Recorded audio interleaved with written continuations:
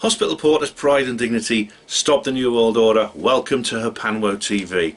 And it's another watch party, guys. I hope you don't mind me launching another one so soon after the last, but just because I put in this introduction doesn't mean my next video has to be the review and then it's the live stream. This is just the introduction. I'll probably add some other videos on a different subject in between this video and the review. Ooh, pardon me. Now, I want to put this one also because it's quite a quick video, quite short, easy to make, and I'm quite busy at the moment because I'm preparing for my talk, my two talks actually. One on Thursday, the Dorset Earth Mysteries group, get there if you can, details on HPANWO Voice, and also the Bases Project and Freedom Network conference which is taking place on Friday to Sunday. Get there also if you can, details on HPANWO Voice at the Bases Project website and at Miles's Fast Blasts. So I'm enormously busy at the moment preparing for those two talks I've got to do. And by the way, anyone asking me about the Awake and Aware conference in Watford, I'm not able to attend. I'm very, very sorry. I've got other commitments, different things I have to do. So I will not be Awake and Aware in Watford, and I'm gutted about that because I'd love to go back there. And of course, if there are other events there, I will go back there. So this is an introduction to a new watch party, and you'll probably have plenty of time to watch the video, watch the film where I'm going to be describing in this introduction. Now, the film I'm going to be describing, the film of the subject of this particular watch party, is a film called The Fourth Kind. It's a film that was made in 2009 by Olatunde Osunsanmi. That's his name. Don't ask me to spell it for you now. There's a detail in the description box for that. Now, this is a film I have discussed before on HPANWO TV quite a long time ago, and I did a full review of it. But I brought it up again. I want to bring this film up again because I don't believe I did it. I can do it really credit without referring it to you, the listeners, in a watch party format. I want to revisit this film now with you, the viewers, in a watch party format for that reason. Did I call you listeners? It's not HPANWO Radio, sorry. Viewers. I want to revisit it in this format because I think it's a remarkable film and I want to get your take on it. Now, my advice to you is this. I want you to take this advice seriously. If you've never seen this film before and you've not heard about it before, right, the first thing you should do is go and watch it. Just go and watch it. Don't Google it. Don't look up anything about it. Any of its background, any of the news stories, any of the reviews. Don't go to Wikipedia and look it up there. Don't look at anything. Just watch the film. I think you get the full effect of it just watching it, not knowing anything about it beforehand. And that includes the review that I made back in 2009 when I went to see this film at the cinema. When I went to see this film at the cinema, I went to my local cinema near where I live, and I didn't know anything about it beforehand either, except I'd seen there was a website actually. This website became a bit infamous actually. There was a lot of controversy over it and a couple of lawsuits. But there was a very upmarket piece of viral marketing concerning this website, which it was a piece of viral marketing. And I did go to the website. People in social media were recommending it, so I went to see it without knowing anything about it. And I must say, it's probably the most frightening film I've ever seen.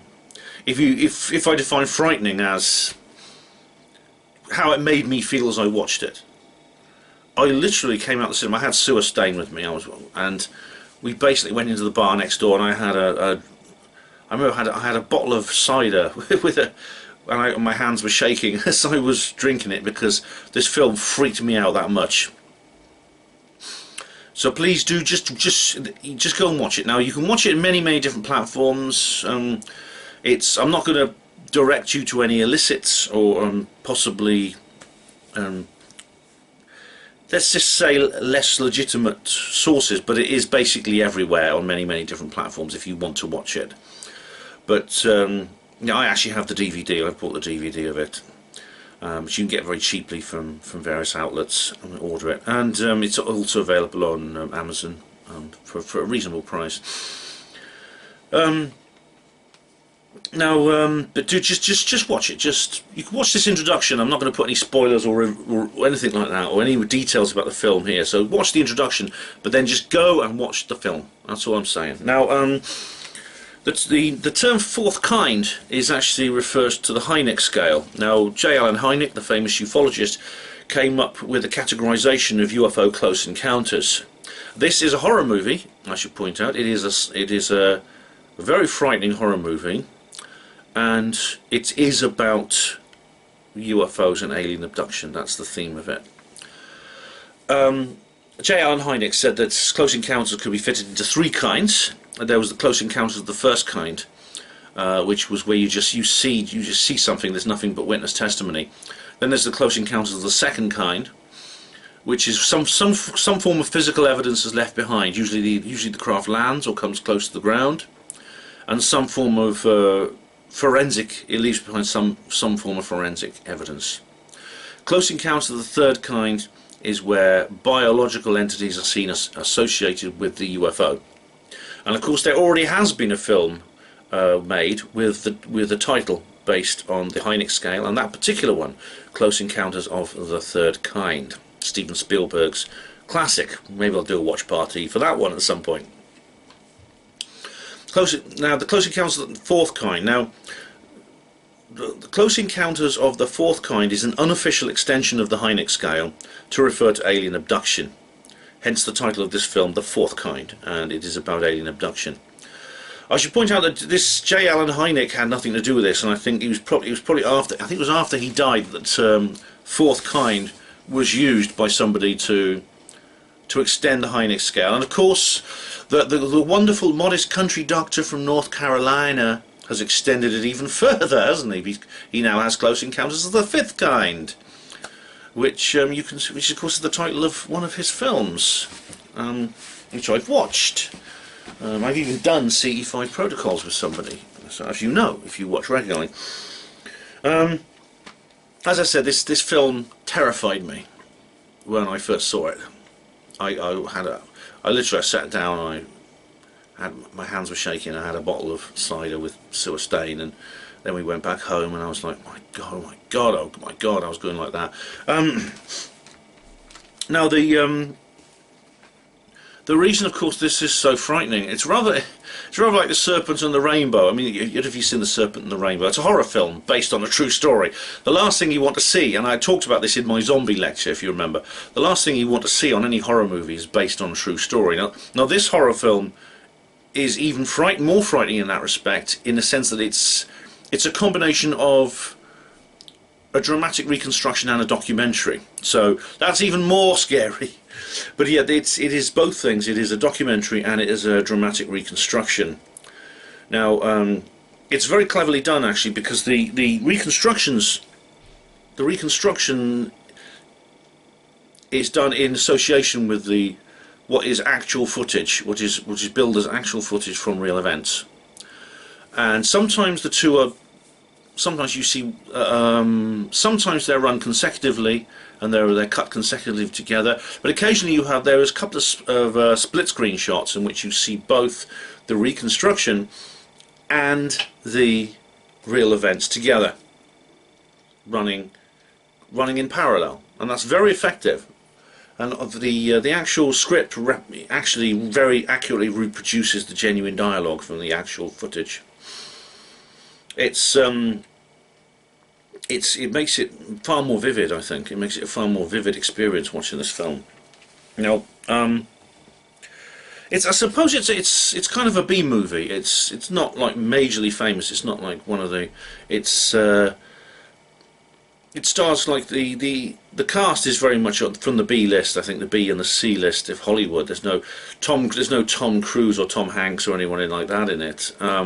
What you have is Mila Jovovich. Now she's the lead. She's the lead actress, and she introduces herself in the first documentary scene. She says, "I am the actress Mila Jovovich, and I'm playing Dr. Abigail Tyler in the reconstruction scenes." You see the real Abigail Tyler as well in the documentary scenes. Mila Jovovich, of course, has come up on HPANWO TV before. She is she was in the Resident Evil series. That's what she's best known for, I think, the Resident Evil movies, which I have watched in great detail as research from my zombie talk, and they're quite stunning and I think revealing films, and they quite disturb me. I mean, it's one of these films you watch and you wonder how close they are to reality.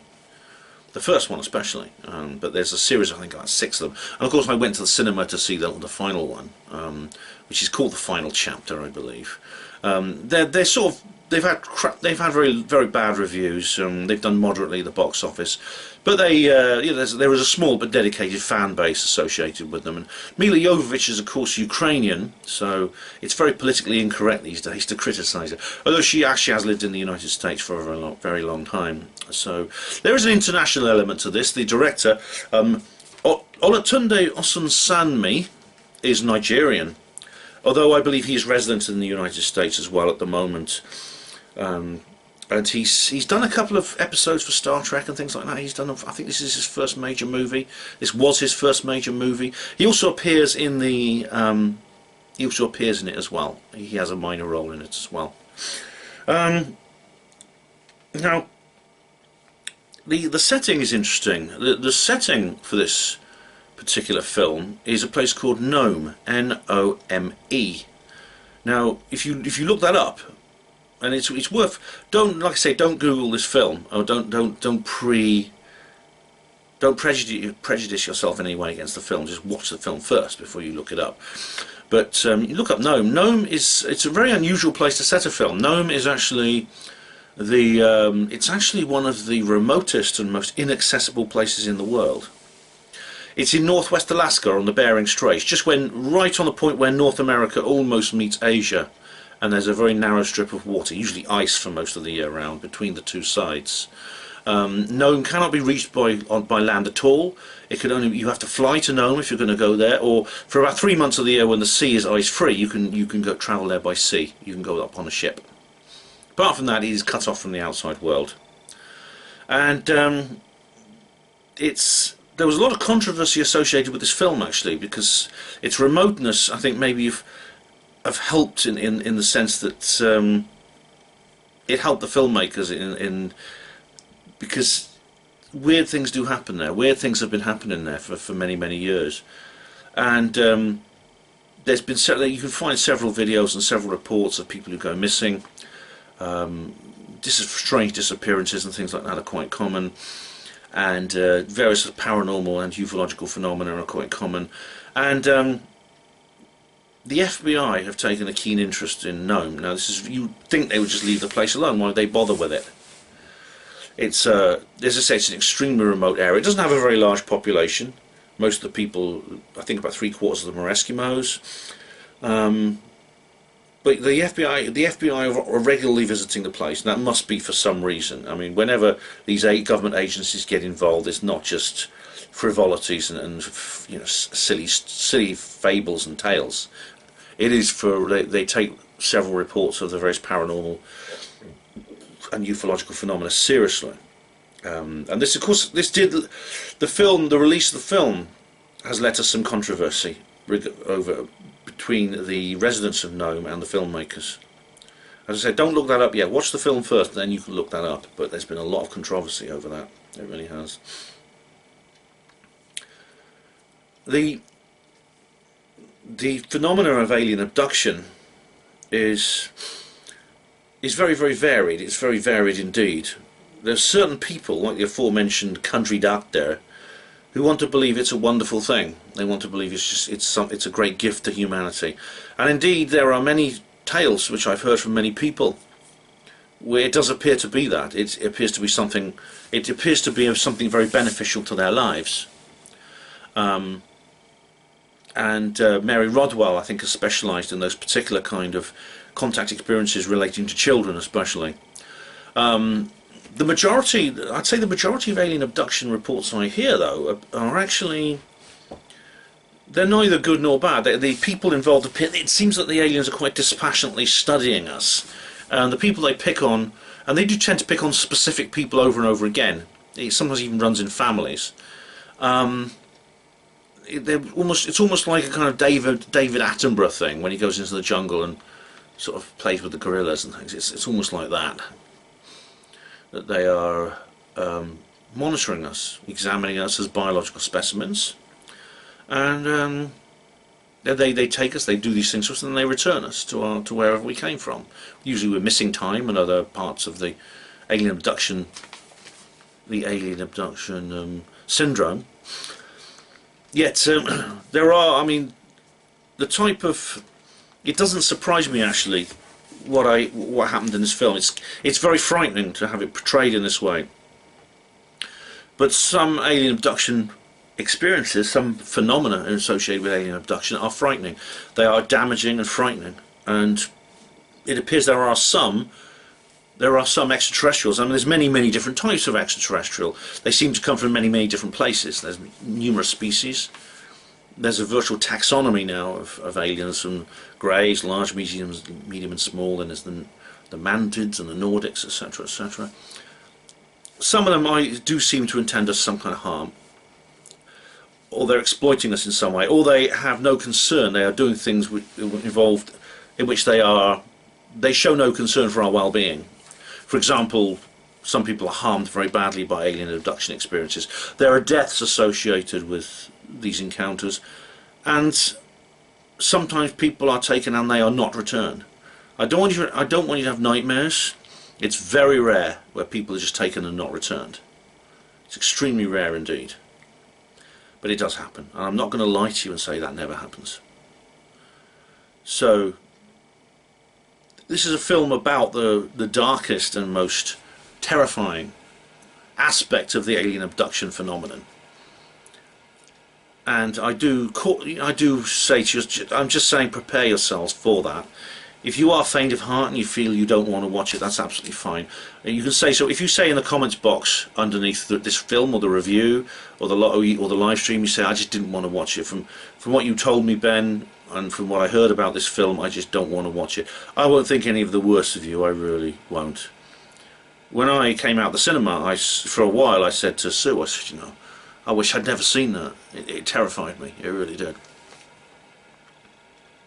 So keep an eye out. As always, watch the HPANWO TV blog, or keep an eye on this channel for the next part of this watch party. There'll be the appropriate links in the description boxes when these appear. Although the next video probably will not be the next part of this watch party, because I'm going to be going away. I'm going away on Thursday, and I'll be away for 5 days, and I'll be filming. I'll be filming a lot. I'll be filming my talks, and I'll be filming my experiences in another reportage, and I will probably edit and upload those first before I do anything else. There may be more as well, because I'm going to have to probably next week when I get back, things will be very different in the British political sphere. If you're watching the news today, you'll know what I mean, and so I'll probably want to cover that with a live stream or with some kind of statement. But anyway, that's my introduction to the fourth kind. Whatever you're doing, stop what you're doing, go and watch it. Don't have anything more to do with the fourth kind until you've seen it. Thank you all of you for watching HPANWO TV. Hospital Porters, pride and dignity. Stop the New World Order.